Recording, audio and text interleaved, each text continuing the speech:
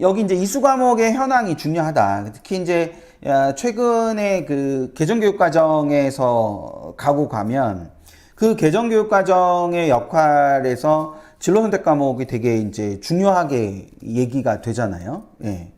예, 언젠가는 11님 학종 가이드북 학교마다 다릅니다. 학교마다 다르고 그 이렇게 주안점을 두고 있는 게 좀 달라요. 다르기 때문에 제가 이제 여러 개 학종 가이드북을 보면서 오늘 이제 동국대 학종 가이드북이나 그 경희대 학종 가이드북을 중심으로 오늘 설명을 드릴 거예요.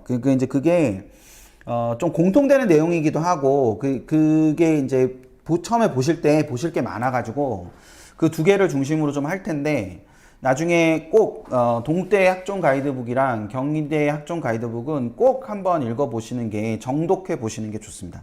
그리고 해마다 나오기 때문에 2024 학종 가이드북도 또 나올 거예요. 나중에 학종 가이드북 나오면 또 제가 입금해서 다룰 거예요. 다룰 거니까 그때 다시 보시되 지금은 2023학년도 학종 가이드북을 보시면 됩니다. 제가 누굽니까? 어디서 보는지도 다 얘기해 드릴게요. 좀 이따가 어디서 보실 수 있는지 이 지금 참고로 말씀드리면 각 대학 입학처 홈페이지 있잖아요. 그 입학처 홈페이지에 가시면 학종 가이드북이 다 있어요. 학종 가이드북이 그 발간하는 대학들은 대부분 거기에 있어요. 그래서 그 부분을 생각하시면 되지 않을까 싶습니다. 자, 이수 과목을 보면 이수 과목에 이렇게 돼 있어요. 2023학년도 동대 학종 가이드북에 보면 A 학생과 B 학생이 있습니다. 자, 두 친구가 있는데 두 친구가 컴퓨터 관련 학과에 지원을 했다. 뭐 그럴 수 있지 않습니까? 두 친구가 컴퓨터 관련 학과에 지원을 했다라고 한다면요. 그러면 이 두 친구 중에 누가 더 우수해 보일까요? 어떻게 생각하세요? 누가 더 우수한 친구 같다고 생각이 되십니까? A 학생과 B 학생.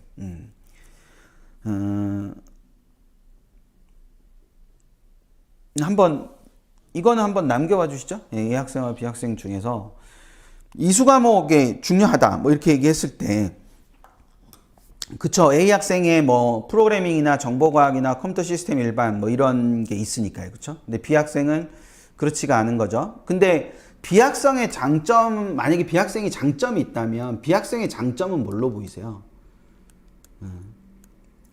그러니까 이 이수 과목만 가지고 비학생이 장점을 갖고 있다면 A에 비해서 장점을 갖고 있다면 어떤 장점을 갖고 있을까요? B가 갖고 있는 장점.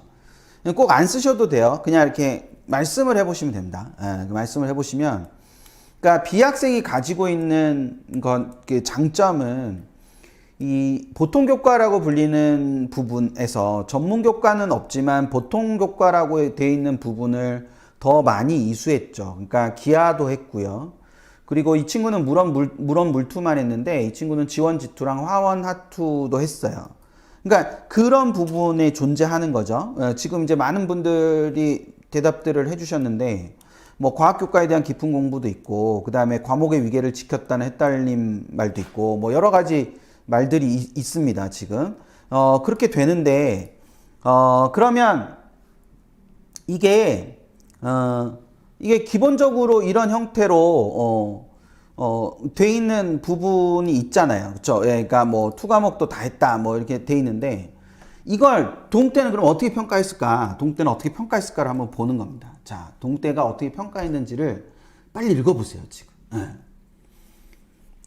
두 학생의 이수 과목의 가장 큰 차이는 전문교과의 이수 여부다. 그리고 A 학생이 속한 학교는 소프트웨어와 관련한 다양한 교육과정을 개설한 노력이 돋보이는 학교이며 학생의 일을 적극적으로 선택하여 이수했다. 그리고 B 학생은 일반적으로 고교에서 이수할 수 있는 보통교과의 수학 및 과학교과를 이수하였다. 두 학생 모두 합격한 사례이지만 입학사정관들에게 더 좋은 평가를 받은 학생은 B 학생이다. A 학생의 적극적인 태도는 매우 긍정적일 수 있지만 B 학생에 비해서 보통 교과의 학업 성취가 아쉬웠으며, 그러니까 등급이 낮다는 의미이기도 하지만 과목을 덜 들었다는 의미이기도 해요. 특히 과학적 소양에 아쉬움이 있었다. 반면 B 학생은 컴퓨터공학 전공에서 필요한 수학적 학습 연령과 과학적 소양을 키웠다. 이렇게 되는 거예요. 물론 이 두 학생의 내신의 차이가 또 생각을 해봐야 되는 문제이긴 하죠. 그런데 더 나아가서 지금 이수 과목만 가지고 생각을 해보는 거예요. 그 이수 과목만 가지고 생각을 해봤을 때 입학사정관은 과목명에서 멋짐이 드러나는 과목을 이수한 것만으로 좋은 평가를 하지 않습니다. 위와 같은 사례에서는 프로그래밍이나 컴퓨터 시스템 일반 또는 고급 수학 등을 들 수 있습니다. 그러니까 이런 것들을 듣기 위해서 아까 햇달님께서 말씀하신 것처럼 뭐 위계를 지킨다거나 아니면 도치맘님께서 말씀하신 것처럼 다양성이라는 측면이 굉장히 중요한 부분이 될 수도 있지 않나. 그러니까 하나의 것들로 복합되어 있는 게 아니라 좀 폭을 넓혀가지고 여러 개의 소양을 담는 그 부분에서의 나타나는 특성들을 더 높게 평가할 수 있는 거 아니냐. 그러니까 멋짐이라는 것만으로 해결되는 것이 아니라 그 부분이 이건 전문 교과이기 때문에 등급이 안 나오는 거예요. 프로그래밍이나 정보과학이나 컴퓨터 시스템 일반은 전문 교과이기 때문에 패스와 페일만 나오거나 아니면 ABC의 성취도 평가만 나오는 과목이란 말이에요. 근데 이 친구가 이런 거를 듣기 전에 과학적 소양으로서 가졌어야 되는 과학을 2과목을 더 들어서 이 친구는 과학을 6과목을 들었잖아요.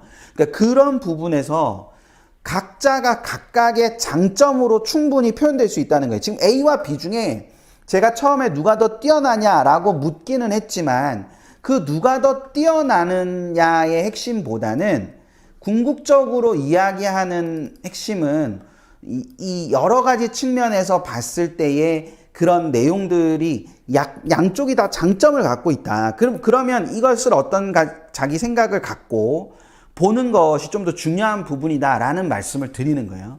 그래서 그걸 염두에도 생각을 해두실 필요가 있습니다. 물론 이 둘의 내신이 어땠는지에 대해서 학종 가이드북에서 구체적으로 밝히고 있진 않아요. 그리고 이 둘 중에서 누가 하나가 떨어진 건 아니잖아요. 그러니까 이게 각각의 해석이 가능하다라는 점, 그 부분을 가지고 생각을 좀 해두시고 보시면 되지 않을까. 그러니까 어떤 분한테는 이런 평가가 동태의 이런 평가가 굉장히 낯설고 당황스러우실 수도 있을 거예요. 그러니까 무조건 뭐 내가 그거와 연관지어서 진로와 연관지어서 전문교과를 듣는 게 유리하다. 무조건 그렇게 생각할 수 있는데 그거는 그 전문교과를 대학에 와서 배워도 되지 않습니까? 그러니까 근데 그 전문교과를 이수할 수 있는 대학에 와서 그런 걸 전공할 수 있는 기초 소양이 되어 있냐 안 되어 있느냐도 되게 중요한 거죠. 그러니까 그런 기초 소양이 되어 있다라는 부분하고 또 한편으로 A 학생은 적극성을 갖고 있었다는 측면에서 또 그 적극성이라는 부분을 굉장히 강조하는 이런 차이가 있을 수 있는 거니까 이게 둘 다가 해석이 되는데 이거를 해석하려고 자꾸 한다는 거에 초점을 맞춰서 생각을 해두시면 되지 않을까라는 생각이 듭니다. 되셨죠? 네. 오케이? 넘어가도 되나요? 자.